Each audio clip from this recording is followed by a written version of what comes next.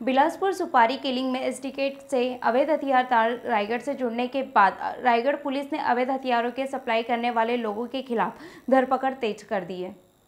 इसी कड़ी में अंतर्राज्यीय अवैध हथियार बेचने वाले गिरोह के एक और आरोपी को एक खरीदार के साथ रायगढ़ पुलिस ने गिरफ्तार किया है। दोनों आरोपियों से एक एयर गन, एक कट्टा, 3 नग जिंदा राउंड और 7 नग एयर गन का छर्रा बरामद किया है। पिछले माह रायगढ़ से देशी पिस्टल के साथ आरोपी की गिरफ्तारी के बाद से अवैध हथियार को गंभीरता से लेते हुए हथियार के मुख्य सरगना तक पहुंचने के लिए रायगढ़ पुलिस लगी हुई थी। पूर्व में गिरफ्तार आरोपियों से पूछताछ के आधार पर एजाज अंसारी झारखंड निवासी द्वारा कविश्वर झारखंड निवासी से अवैध हथियार खरीदने की जानकारी मिली, जिसके बाद रायगढ़ पुलिस ने छापेमारी करते हुए गढ़वा जिले से आरोपी कविश्वर को हिरासत में लिया और पूछताछ में कविश्वर ने आरोपी एजाज अंसारी को हथियार बेचना कबूल किया और जल्द से जल्द अमीर बनने के लालच में उसने अवैध हथियार बेचने का काम शुरू करना स्वीकार किया है और रुपयों के लेन देन को लेकर आना जाना करता है। इस कारण स्वयं की सुरक्षा के लिए आरोपी एजाज अंसारी के माध्यम से कविश्वर से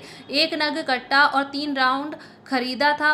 वही पुलिस ने आरोपी के पास 1 नग कट्टा और 3 राउंड गोली भी बरामद कर ली है। फिलहाल पुलिस ने दोनों ही आरोपियों के खिलाफ आर्म्स एक्ट के तहत कार्रवाई। अंतर्राज्यीय अवैध हथियार के आरोपियों को गिरफ्तार किया गया है। क्या है पूरा मामला? गिरफ्तारी किस तरह से की गई है सर? जैसा कि आप लोगों को पता है कि पिछले महीने ही हमारी रायगढ़ पुलिस के द्वारा जो कि कट्टा और आर्म्स बेचने वाले लोगों को, जिसमें से 3 आरोपियों को गिरफ्तार किया था। हमारे आदरणीय एसएसपी श्री अभिषेक मीणा सर और additional SP Shri Sanjay sir, इनका क्लियर डायरेक्शंस था सभी जूनियर ऑफिसर्स को कि ये इतना सीरियस क्राइम है जो आर्म्स से रिलेटेड है। तो हम लगातार इसका फॉलोअप भी लेते रहे कि कहाँ से हथियार खरीदा गया था और किन्हीं को बेचा तो नहीं गया है, कि और कहीं क्राइम तो इसका रजिस्टर्ड नहीं है।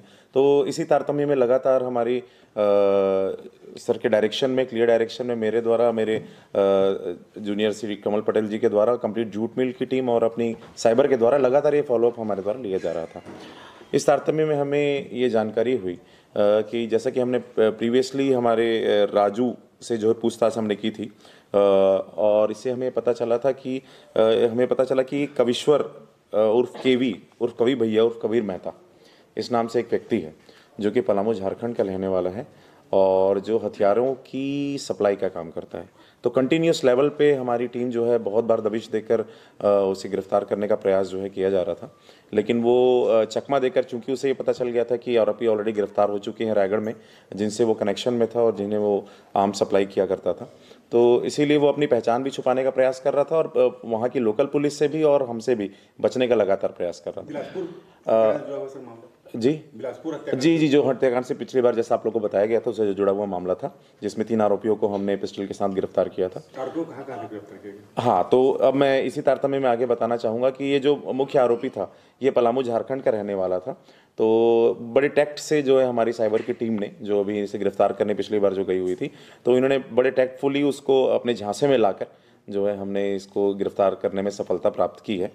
और इससे हमें और भी बात पता चली कि ये जो है जल्दी पैसे कमाने के चक्कर में ये पूर्व से ही जो है ट्रेडिशनली ये काम जो ये किया करता था और ऑल ओवर इंडिया में इसने बहुत जगह जो है आर्म्स की जो है ऐसा जो उसने बेचा है। और इसी प्रकार हमारे जो पूर्व के आरोपी थे वो भी जो है इनसे खरीदे थे, जो हमने पिछली बार जब्त किया था। और अभी हमें ये पता चला कि एक बलिंदर राजवाड़े नाम का भी व्यक्ति था, तो ये भी आरोपी है जिसने हमें पता चला कि सूरजपुर में कुछ कॉन्ट्रैक्टरी का काम करता है। तो उसने बताया कि उसने अपनी पर्सनल सेफ्टी और यूज़ के लिए इलीगल तरीके से, लेकिन इससे जो है कविश्वर से जो है इसने खरीदा था और पता चलते ही आदरणीय एसएसपी सर को टीम के द्वारा इन्फॉर्म